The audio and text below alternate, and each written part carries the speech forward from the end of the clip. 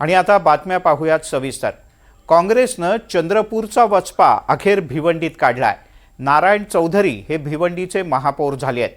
महापौर निवडीच्या वेळेला नारायण चौधरी यांना 48 मतं पडली, तर भाजपच्या स्नेहा पाटील यांना 16 मतं पडली।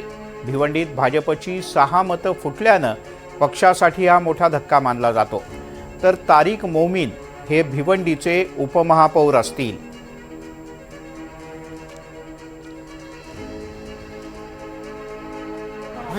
आपल्याबरोबर भिवंडी लोकसभेचे खासदार सुरेश मामा बालामामा म्हात्रे आहे। या ठिकाणी नारायण चौधरी जे आहेत ते महापौर घोषित झालेले आणि आपण त्यांची बातचीत। दादा काय सांगाल, नारायण चौधरी जे आहेत ते या ठिकाणी महापौर घोषित झाले, कशा पद्धतीने हे सर्व जी काही रणनीती होती कशा पद्धतीने आखण्यात आली होती? अरे आ जाओ भाई, आ जाओ, बस 1 मिनिट मी बोलतो।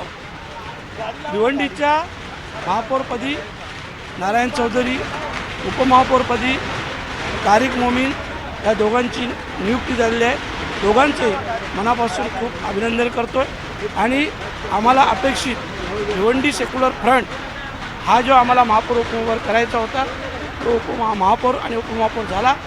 सगळ्या भिवंडीकरांचे अभिनंदन करतो आहे।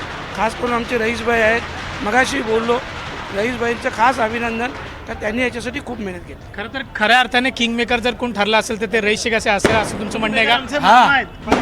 मामा आहेत ते चाणक्य। म्हणजे रईसभाई तुम्ही काय सांगाल, ज्या पद्धतीने तुम्ही हे सर्व रणनीतीमध्ये मामांचे नेतृत्वामध्ये भिवंडी शहरामध्ये भिवंडी सेक्युलर फ्रंटचा महापौर आणि उपमहापौर झाला आहे, याचा आम्हाला अभिमान आहे।